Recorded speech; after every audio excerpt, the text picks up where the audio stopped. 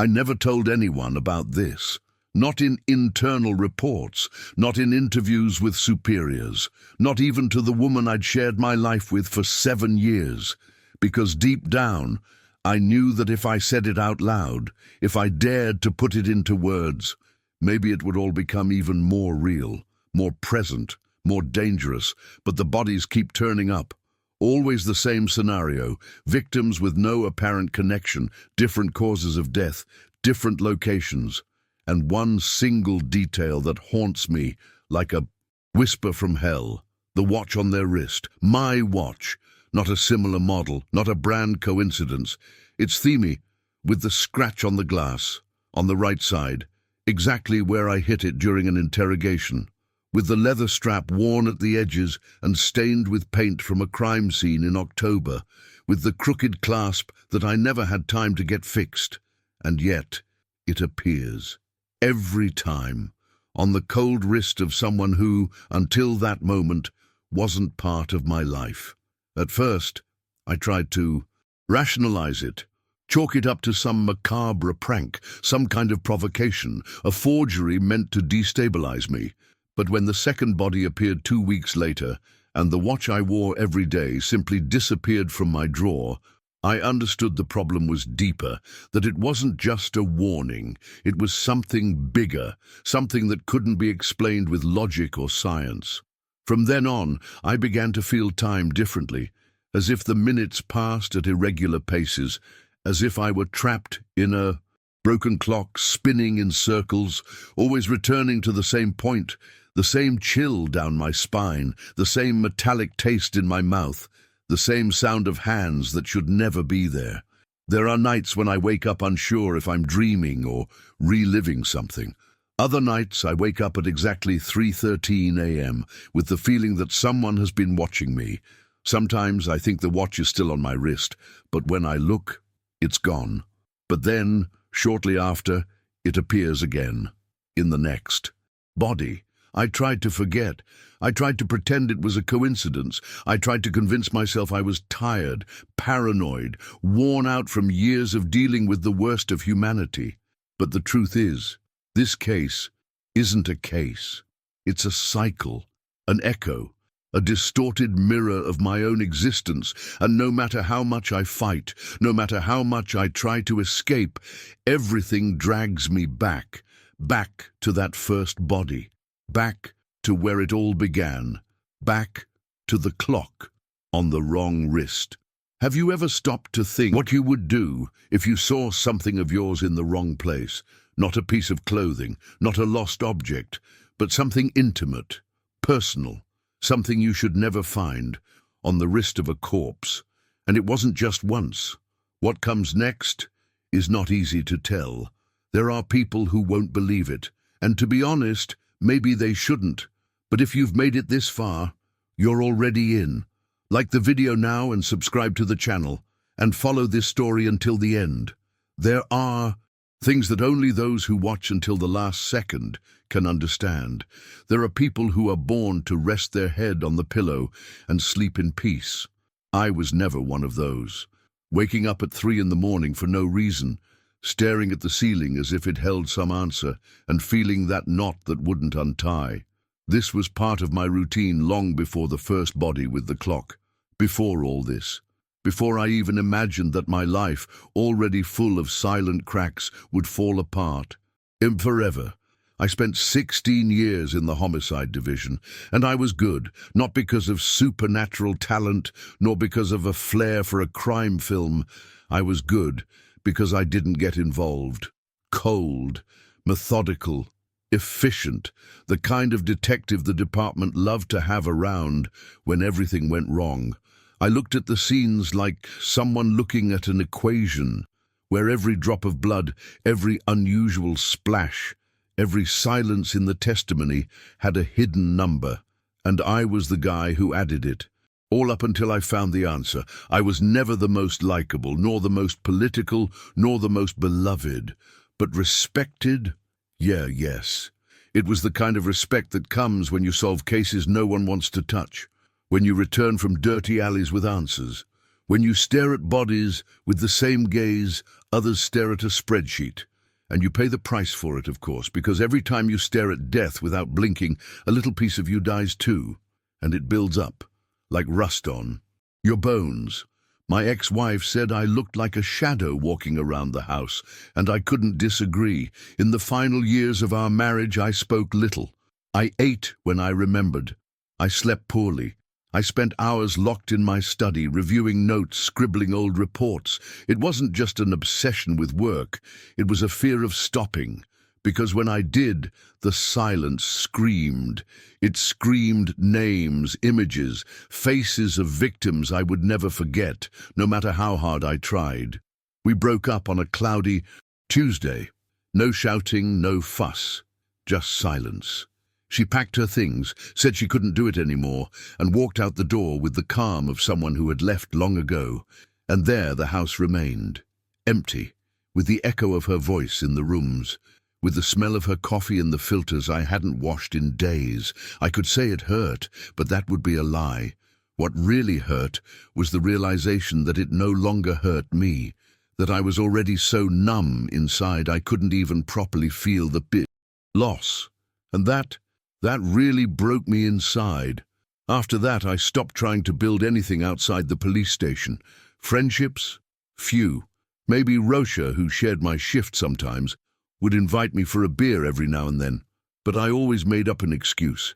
The truth is, I felt more comfortable around corpses than among living people.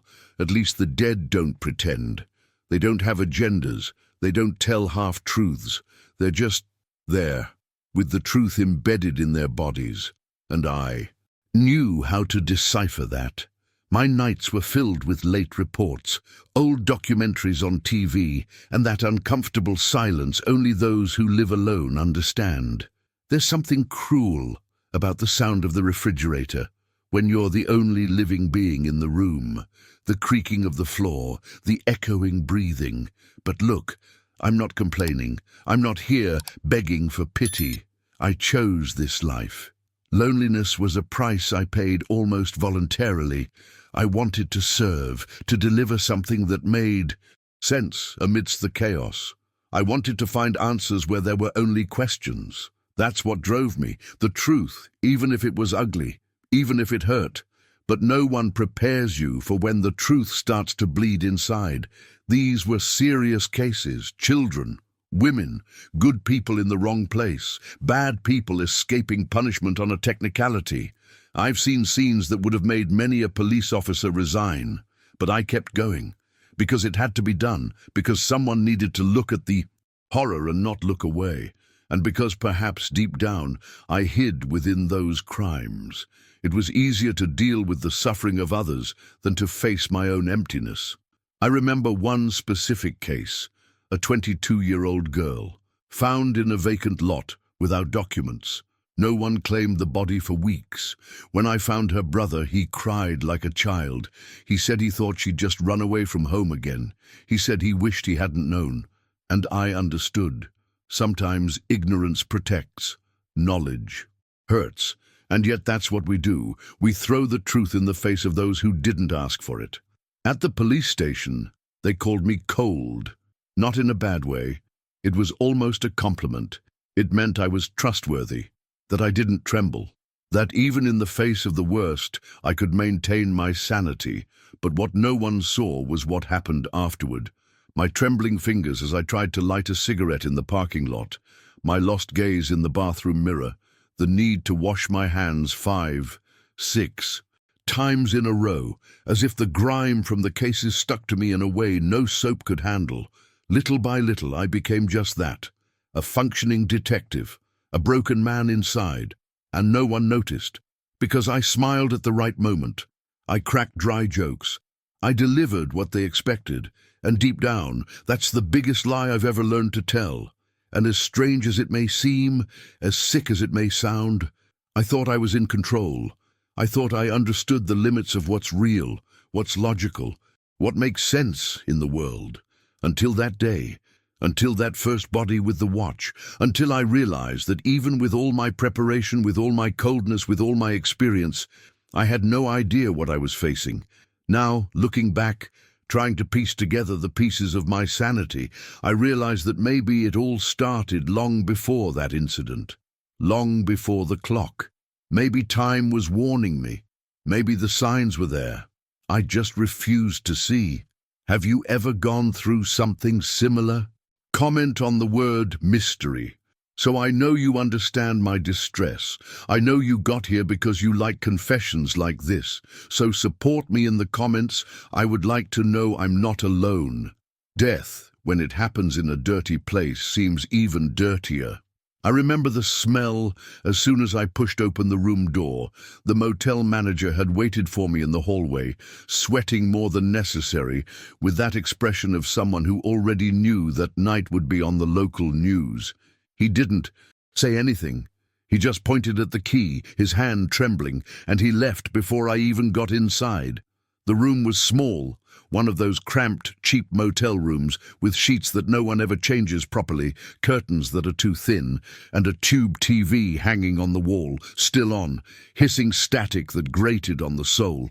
The bathroom light flickered, as if trying to remind me I shouldn't be there, and maybe I really shouldn't be. The body was lying face down on the ground. A white man, in his early 40s, his shirt open, his belt loose. A strangulation mark was visible on the neck. No signs of a struggle, at least not obvious ones. It didn't appear to have been a slow death, but it also didn't appear impulsive. There was a calmness to the scene, a strange order, as if everything had been placed there with great care. Little by little, I got closer. And that's when I saw it. The victim's left wrist was turned, half hidden beneath his torso, but the rolled-up shirt sleeve revealed his watch. It was the same as mine. Not just similar, equal same black leather strap slightly worn around the edges. Same aged metal case. Same simple analog display with that discreet red detail on the number 12. But what made my blood run cold was the scratch. The same diagonal scratch across the glass, from one side to the other, that I had made months earlier when I slammed my fist into the glass counter in the interrogation room during an argument with a public defender. I slowly lowered myself. The sound of my breathing grew louder than the surroundings. The clock's hands read 11:17 p.m. Mine, on my wrist, marked the same time. And that line was in the same position, same angle, same wear. I stood up quickly, looked around. I had the strange sensation that the room was tighter than before, as if the walls were closing in around me, as if the silence were waiting for my reaction. At that moment, I said nothing, not even to myself. I just finished the job. I documented it. I took photos. I called forensics. I avoided looking at my watch again. I didn't let a single reaction slip in front of the others. After all, I was the cool-headed detective, the guy who solves problems without drama, the guy who doesn't feel. But inside, something stirred, a small, nagging doubt that stuck in my throat and stayed there.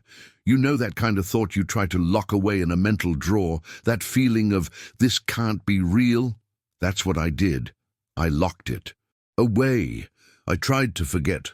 After all, it was just a watch, an ordinary model. There could be hundreds like it out there.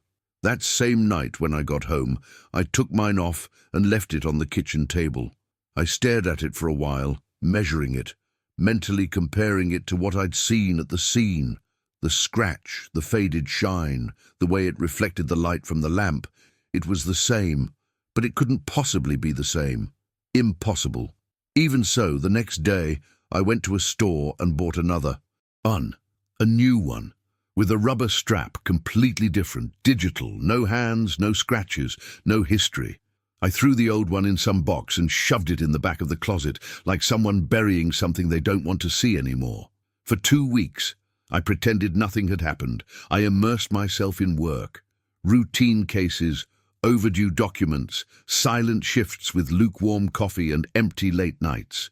I even began to convince myself it was just coincidence, that I had exaggerated, that fatigue had distorted my perception, that I had let myself be carried away by a useless feeling. After all, how many people wear the same watch model? How many risks are similar? I was tired, exhausted, actually. I probably saw what I wanted to see. And then came the second body, another scene, another address, a different neighborhood, a different situation. A man, younger this time, 28, maybe 30. His body was dumped in an alley between two dumpsters. The unbearable smell of urine and rust. The light rain from the previous night still dripped down the sidewalks, mixed with the dried blood on the asphalt. Rats scurried as the forensic expert's flashlights swept the ground. Everything was ordinary, everything grotesquely ordinary, until I saw the clock, again, on the left wrist. Again that model, the strap, the display, the case, and the scratch, that damn scratch, diagonal, cutting the glass in such a specific way that it couldn't possibly be any other. It couldn't possibly be a coincidence. The kind of scratch you recognize from afar because you made it. It was the same one. In that instant, what I felt had no name. It wasn't fear exactly, or panic. It was something colder, something deeper, a feeling that something had been ripped from my control, as if I were trying to hold on to reality by the edges, and it was starting to slip through my fingers. I looked at my wrist. The new watch was still there, shiny, clean, impersonal, but it didn't matter anymore, because now I knew. Something was wrong, something that didn't make sense, that didn't follow the logic I knew, and it angered me. It made me vulnerable, and most of all, it made me doubt myself. On the way home, I didn't turn on the radio, I didn't eat, I didn't shower. I just sat in the living room, in the darkness, and stared at the box where I'd kept the antique clock. That closed box, in the back of the closet, seemed to be staring back at me. It seemed to know something I didn't, yet no. And in that moment, for the first time in years, I felt fear, a silent, creeping fear, as if something were being prepared, and I was the only one who hadn't been warned. Now you tell me, coincidence, or the beginning of something much bigger than I could have imagined? I'm not one to get attached to objects, never have been. But after the second body, even though I tried to pretend nothing was wrong, I started paying more attention to the new watch. Not because I liked it. In fact, I thought it was ugly, too functional, too modern for me. But somehow, it became my last point of contact with reality. A visible reminder that that other clock, the old one with the scratch, was buried in the back of the drawer and not on the wrist of dead people. So I never took it off. Not even to sleep, not even to shower. The rubber bracelet began to leave a dark mark on my skin, but I didn't care. It was as if it anchored me, as if that small object were the only thing between me and something I couldn't name, but that was getting closer, always getting closer, until the day he disappeared. It was a random morning. I woke to the muffled sound of my cell phone vibrating on the kitchen table. A message from Rocha. "We have another case. Same area as the last one. I need you here." I sat up in bed on an automatic impulse. I looked at my wrist. Empty. My stomach turned instantly. I went to the bathroom, searched the floor, the shower stall. I went back to the bedroom, turned over. The sheets, opened the drawer, looked under the bed in the trash can. Nothing. The clock just was no longer there. No sign, no fall, no explanation. The detail that chilled my blood, the bracelet was still marked on my arm, as if it had disappeared, with me using. I stood for long seconds in the middle of the room. The world around me seemed suspended. The silence in the house was heavier than usual, and all I could think was can't be. And at the same time, deep down, I already knew. I went to the police station without saying a word. I arrived before the coroner, as I always did. The body was already isolated, covered by a dirty sheet. The smell wasn't the worst I'd ever smelled, but there was something bittersweet in the air, something metallic, damp, that made me breathe through my mouth. When the sheet was pulled back, I didn't look directly at the victim's face. I don't know why. My gaze went straight to the victim's left arm. And there he was, my watch, the same Digital. Model. Same rubber strap, same wear mark on the bottom corner. The timer is still running. I stood still. The voices around me grew muffled. The sound of distant traffic faded. The world, for a moment, ceased to exist. All that remained was that dead pulse, using something that, until hours before, was in mine. "Are you okay?" Rosha asked, touching my shoulder. I nodded, as if it were just another scene. But inside, my mind was screaming. I spent the rest of the day trying not to think. I told myself that someone might have come into the house, that it was a coincidence, that I was forgetting something, that maybe I'd taken off my watch the day before and hadn't remembered. But it didn't work, because I knew that wasn't normal, that could not be explained logically. That night, I didn't sleep. For the first time in years, I opened a bottle of whiskey I'd received for a Christmas some time ago and had never touched.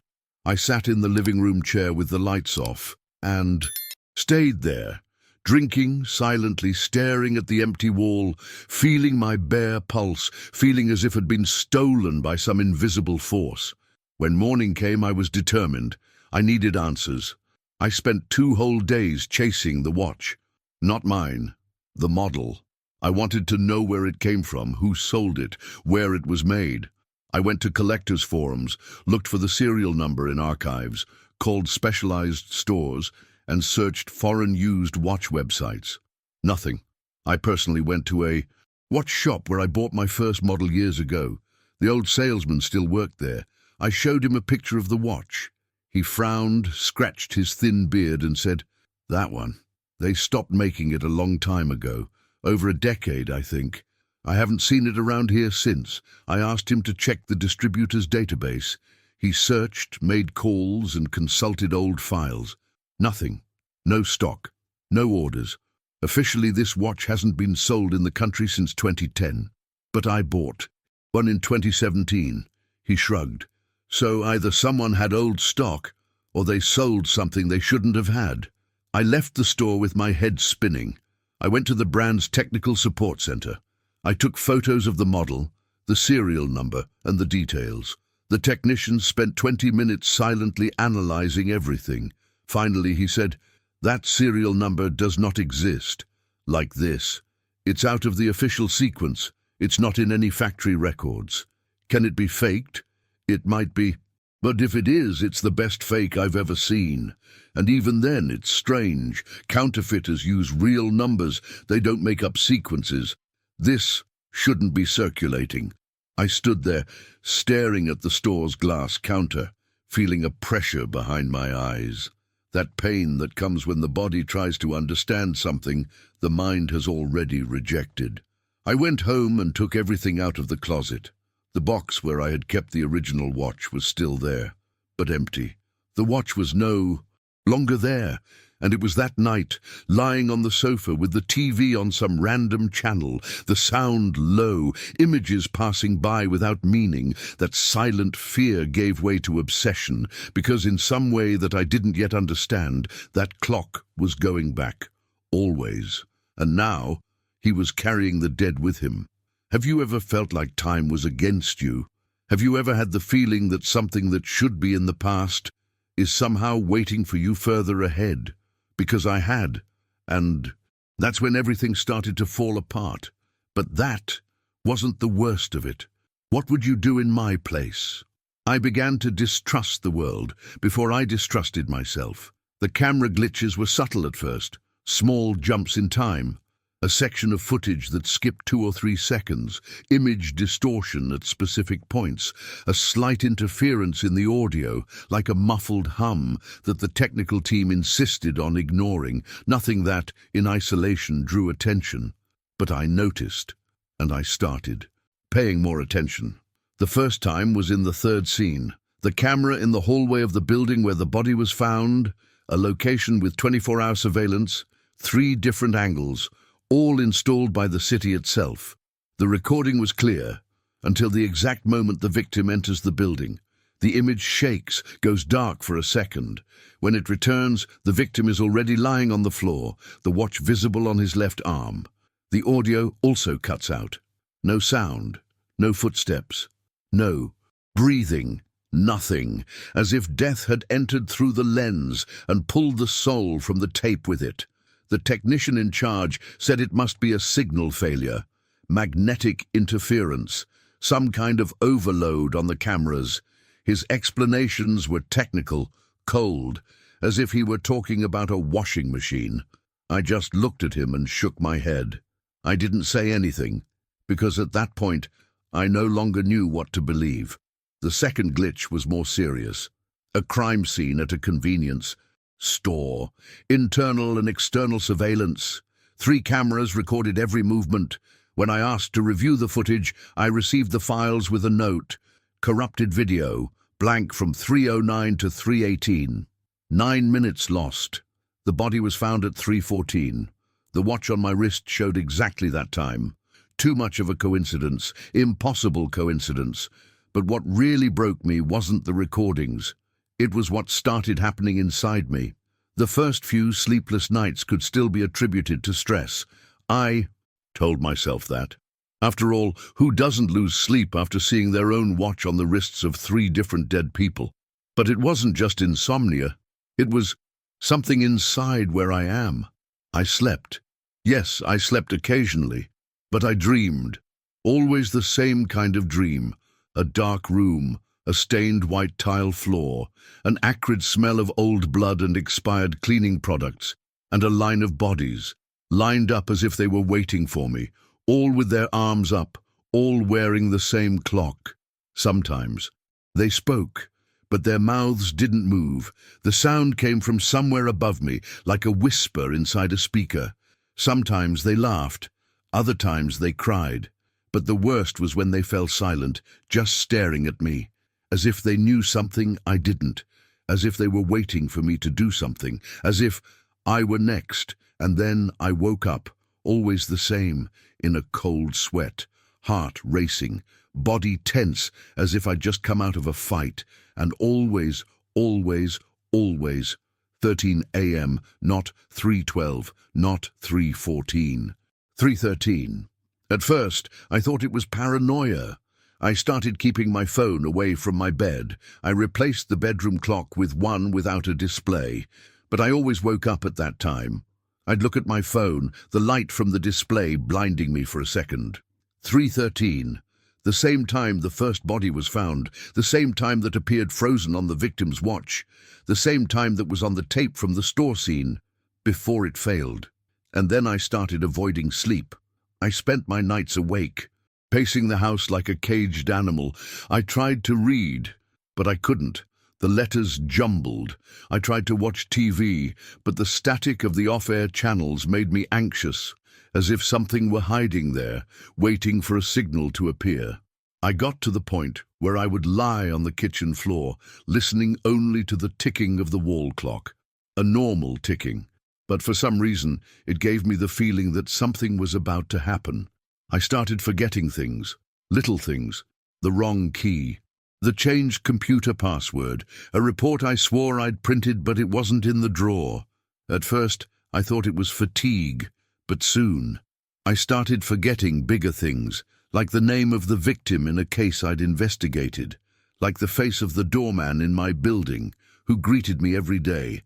I started to feel like parts of me were being ripped away, not all at once, but in small slices, almost imperceptible, but constant.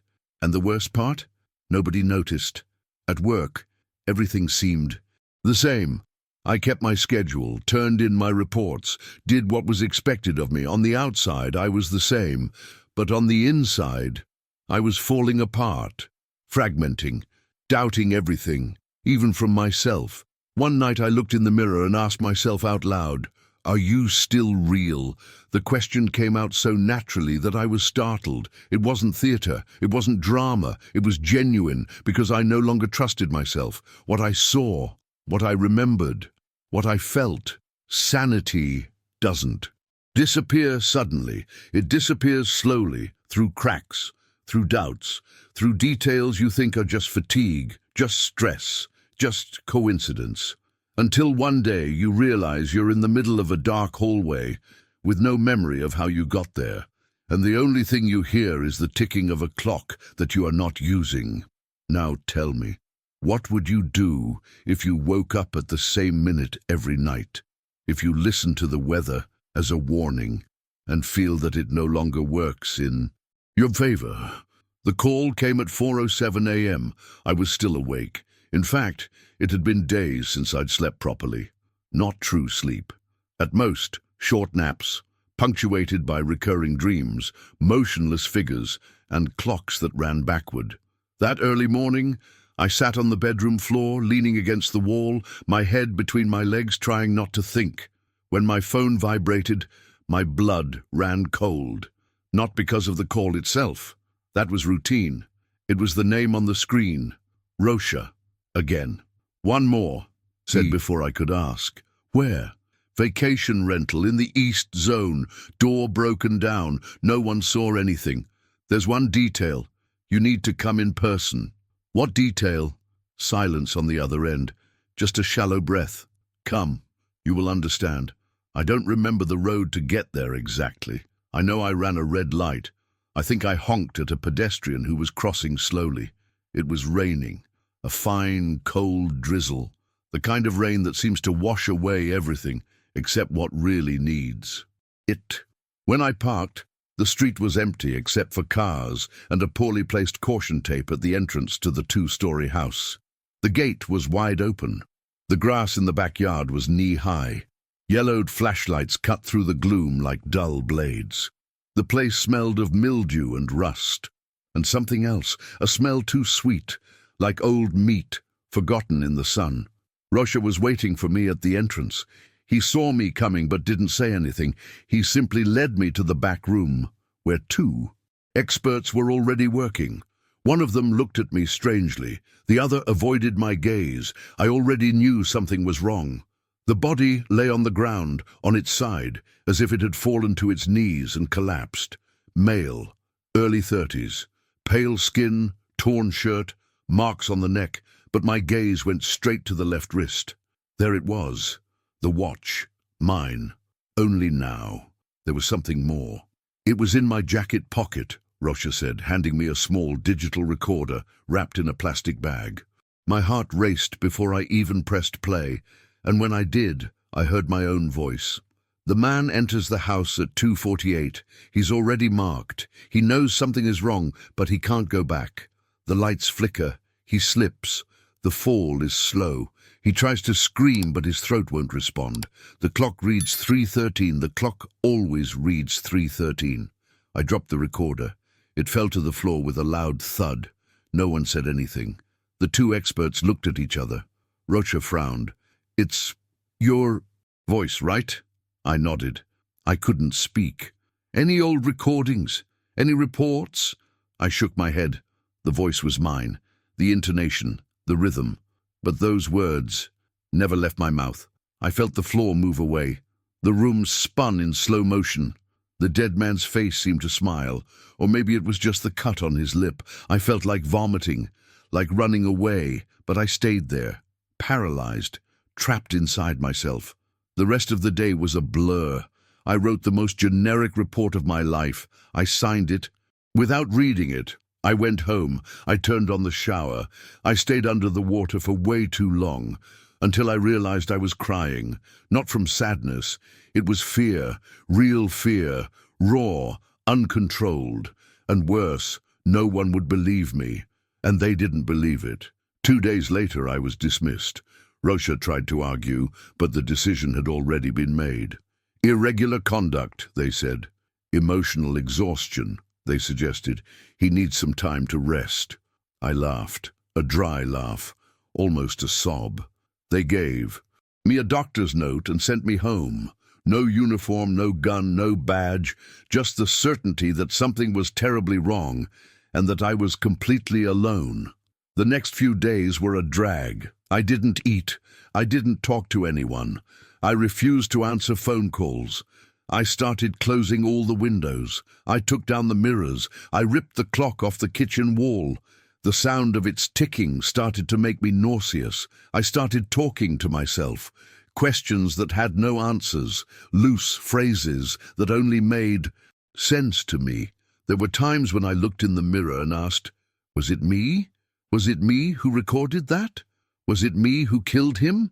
I even considered being institutionalized, disappearing, giving myself up, even without knowing why.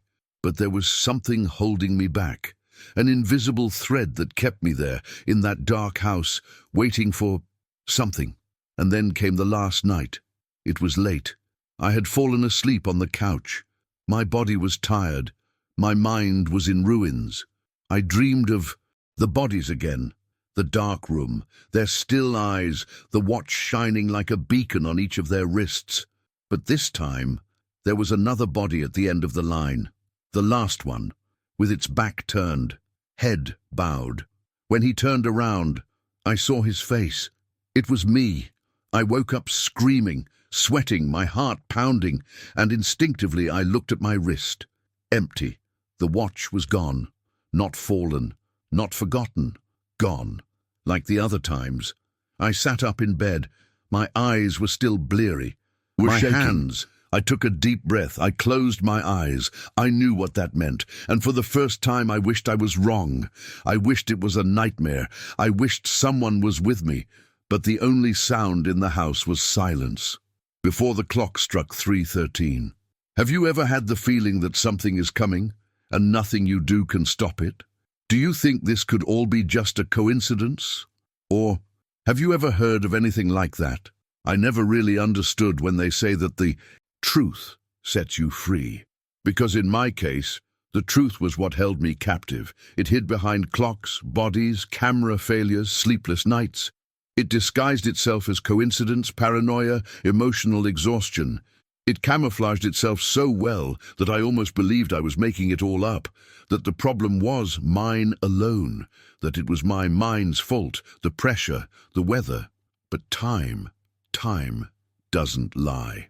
Returning to the police station that early morning was like invading an old version of myself. The door still creaked the same way. The smell of the file room, damp paper, stale coffee, cheap disinfectant, was still the same. Only I wasn't the same anymore. I didn't walk in there as a detective. I walked in as someone trying to understand why everything fell apart so slowly, so silently, so perfectly. I started rummaging through the files on impulse, looking for any pattern, any flaw I might have overlooked. But what I found was something that made me stop breathing for a few seconds. Martins, criminal detective, homicide division, dismissed in 1998 due to psychological instability. Nothing up until then had caught my attention as much as what came next. I began reading their reports. They were meticulous, precise, the kind of language I recognized as someone who had been in the same dark place. The coldness of the words, the organization of the facts. But there was one detail that was discreetly repeated in some of the appendices: crime scene photos with bodies.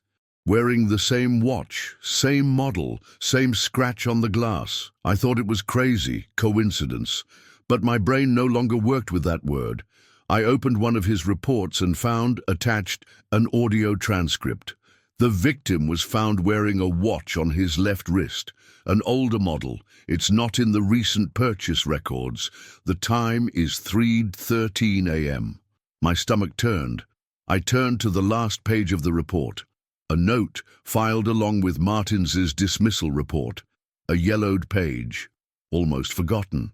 On it, a single handwritten sentence. It's not about who dies, it's about who wears the watch afterwards. I felt as if time had stopped, as if in that moment everything made sense, and at the same time, nothing. I returned home without saying a word. Not to Rocha, not to the experts, not to myself. I just went inside, closed the door, sat in the dark, and let the silence do what it does best, tear me apart. The pieces began to fall into place, slowly. Martins was removed. No one ever heard from him again. His watch disappeared. Then cases of victims using the same watch began to surface again, at first sparsely, then more frequently, even me. The pattern was clear, but no one saw it, because no one wanted to see it. What mattered was the result, the clean record, the detective who delivers, the machine that works. But the watch, it wasn't just an object. It was a marker, a symbol, not of time, but of wear and tear, of guilt, of exhaustion. The logic I was left with was this. The clock passes from hand to hand, from detective to detective when someone reaches their limit, when they've seen too much, when they can't take it anymore, when the mind, even without wanting to, begins to create its own ghosts. Or maybe the watch is just that, a watch. And the rest, it's all my fault. Guilt accumulated for years. Guilt that manifests itself subtly, that takes hold like a virus, that makes the mind repeat patterns, invent connections, justify voids. The truth is, I'll never know for sure, but I know what happened to me. I know what I lost. I know what I saw, and I know what nobody wanted to hear. After that last victim, after the audio of my own voice describing a crime I swear I didn't commit, there was nothing left. Only doubt. The doubt of whether I was investigating deaths or being part of them. If I were a detective, or heir to a curse that disguises itself as logic. The separation was just the beginning of the decline. I faded from conversations. From memories, I became that uncomfortable presence, that colleague no one mentions. Oh, Vieira, he's away. And that was it. No one asked again, and I didn't answer either. I lived like a ghost, locked inside my own house, inside my own head, until that night, the night I woke up, and the watch was gone from my wrist. At that moment I felt no panic, nor surprise. I felt acceptance, because deep down I always knew this was going to happen. It was just a matter of time, and time, that's all. This clock understands. I got up, got dressed and walked to the street. It was raining lightly. The city slept with the sound of tires in puddles. I walked slowly, unhurriedly, as if following an ancient route. My steps led me to the same alley where the first body had been found, where it all began, or maybe where it all began again. The alley was empty. The air was cold. The streetlight flickered, as usual. And there, at that precise point between shadow and light, I stopped. I looked at my arm. The watch was back. I couldn't say how long it had been, or how. I just knew it was there, glowing faintly, marking 3:13. He smiled, a sad smile, of someone who finally understood his own role in a larger story, and a terribly small one at the same time. And then I whispered the only thing that still made sense. I know where they'll find me, and I know what I'll be wearing, but what scares me most is who will wear the watch after me, because someone will. Someone always goes. Do you think this was all just madness, or is time waiting for you too? This story took you out of the ordinary, made you feel, imagine, and distrust. Now, with a simple gesture, you can make this reach someone else. Like, subscribe to the channel and comment. Mark below. Only those who lived through it understand what it means. And that's it, because the next video carries something deeper, stranger, and perhaps the most mysterious yet. A story shrouded in shadows that no one has been able to explain, with details that defy logic and silence even the most skeptical. It's one of those stories you start thinking you'll understand, and ends with the feeling that something is still watching you, even after the screen fades to black.